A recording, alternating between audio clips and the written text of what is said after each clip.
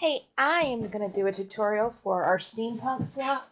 I was talking to my partner, and I know several people have said stuff about um, not really having steampunk stuff. And one of the things about steampunk is kind of this old metal look. And so, I don't know about you, but I don't have old rusty metal laying around. But what I do have is some old cardboard box pieces and aluminum foil. So, believe it or not, this started out as this. And I'm going to actually do this in two halves. I've never tried this before today. I didn't really know if it's going to work. I still don't know how it's going to turn out looking. But my thought is that you can make anything steampunk if it looks steampunk. And so this is where that idea is starting. So the first tutorial I'm going to do is this one of making my old rusty grungy metal. And then the second one is doing something with my old rusty grungy metal. So here's what we ended up with. So let's get this to here. And I hope you can see all this. I've never used this camera before. So if not, well, I guess there won't be a tutorial. Okay, here we go. So all I did was glue this onto here. And I used E6000 on half, and I used tacky glue on half. The reason was I didn't think the E6000 spray was going to actually hold. But once this one was dry, this one is entirely E6000. It really held. So I think you just have to give it more drying time before you fool with it.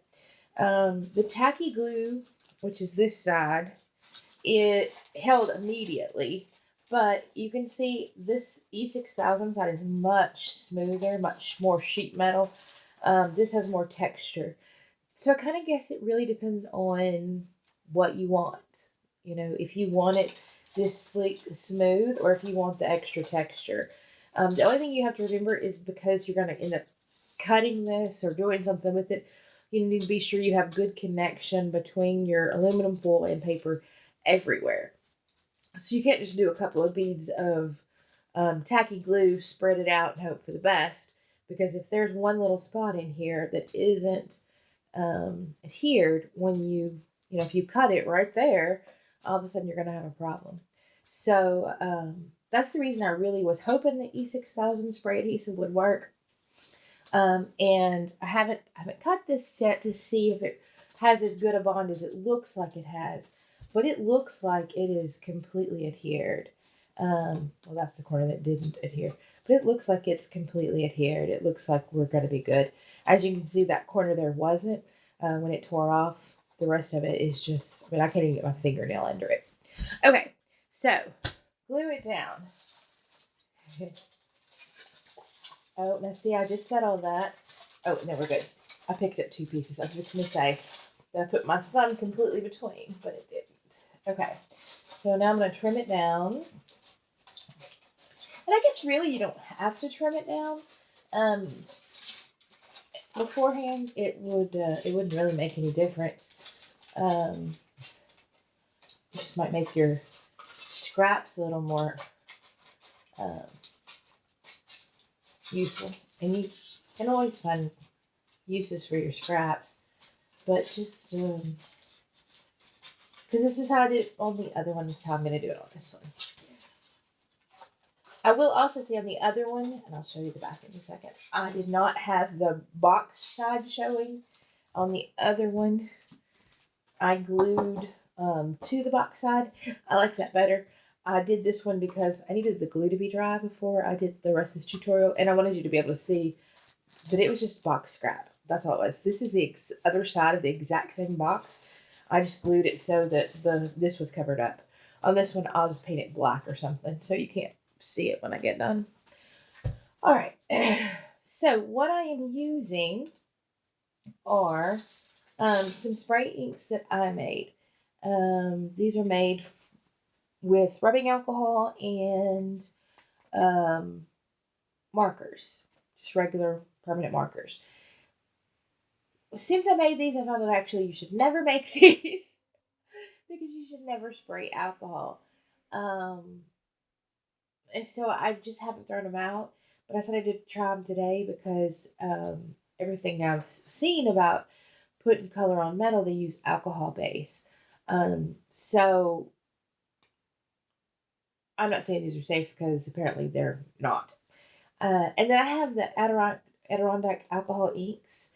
And what I used for that one was the oregano, the mushroom, the citrus, and then in the patinas, my Ranger patinas, the moss, and the verdigris.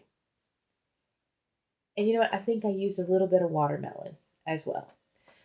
So all the rest of these were extras. And I may use them in the next one because I may want to make one that has more of a purple or blue tinge.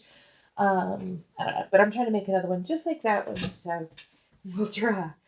So what I did was I got one of my sheets from where I split my napkins. And I'll just put on some of each of the actual alcohol inks to start with. Oh, you know what I forgot? I did one thing before this. Oh, okay. I'll just have to do it after this. I forgot I used Rub and Buff wax metallic finish in the Spanish copper. I put that down first, and I kind of forgot. So let me kind of mop this up a little bit. Yeah, I can't believe I did that because I just wasted all this because I'm sure you're not going to be able to see it. Well, we'll give it a shot with the heat gun, and it might still show. It may not be a wasted layer.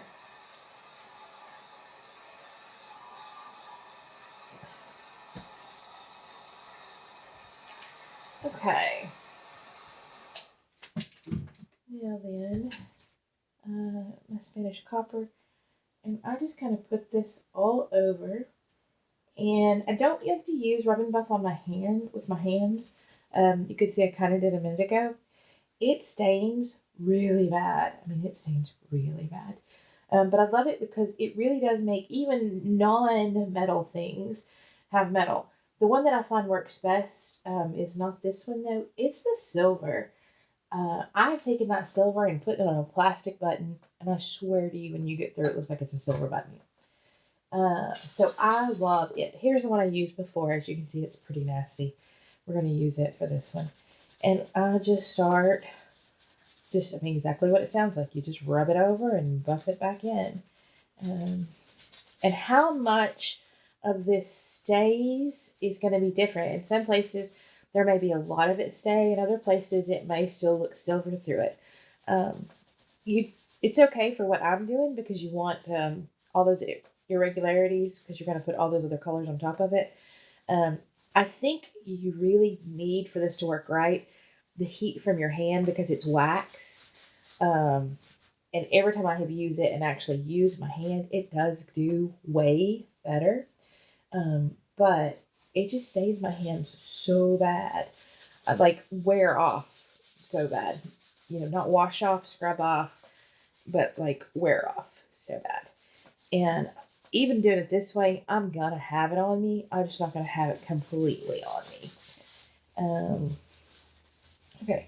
And then once you get to here, then you're just going to start to buff it up. And like I said, some of it's going to come off. Some of it's going to even out. You're going to get a little of this, a little of that. And for this, that is exactly what I want. If I was trying to make this actually look like, Spanish copper, I might not want all that peeking through. And the way you know it's done is when you have little drag against your paper towel anymore. When it's still wet and thick and glumpy, and you do this, you feel the glumpiness, and your paper towel will kind of drag all of a sudden. When you've got just smooth flowing, which is pretty much what I've got now, except on the very, very edges. In fact, I think even now, even those edges are pretty smooth flowing. That is polished out and already looks kind of cool and grungy. But yeah, the first layer I put down is totally lost. I can't see it, but oh well.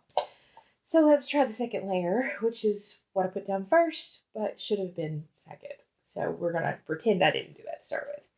All right, so my oregano, moss,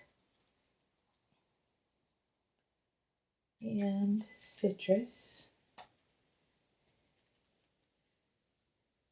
And you know, I'm not paying any attention to where this falls. I'm just kind of shaking this over until I've got a bunch of it.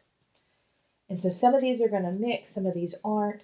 And just to give it a little warmth, I'm going to do just a couple of dots. Nowhere near as much of the watermelon. All right, and I'm going to take this. And now what I want to do here is just lightly, I mean, you can see I'm just barely hitting this because all I want to do is move it around so that all these spread and mix. That's all I'm doing is having them spread and mix. I don't want to wipe them up is the main thing. And I'm going to hit this with my heat gun.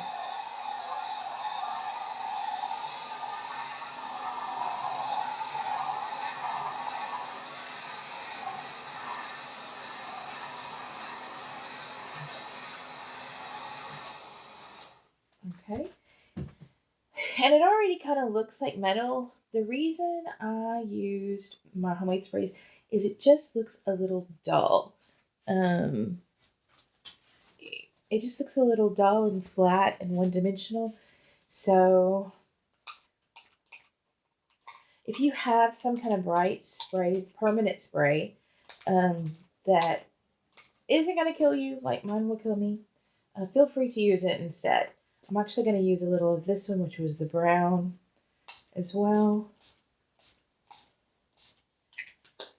And before that's dry, I'm going to drop on some of my verdigris and my moss. Because I'm really just pitting this, you know. This one is clogged, I guess, because it doesn't want to spit for me.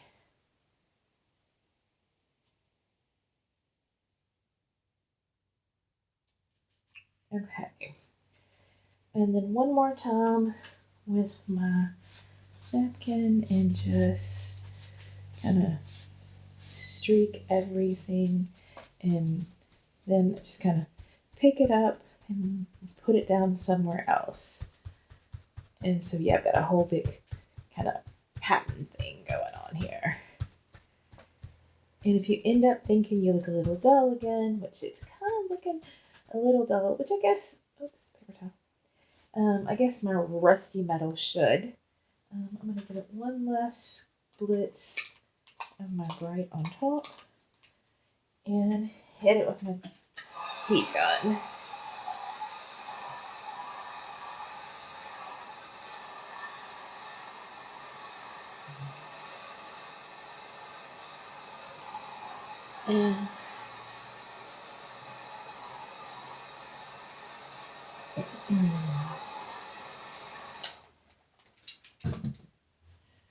And voila, I now have 2 pieces of old rusty metal. Hope you followed that. Hope it recorded. And I will be back in a little while for the other half of what did I do with it.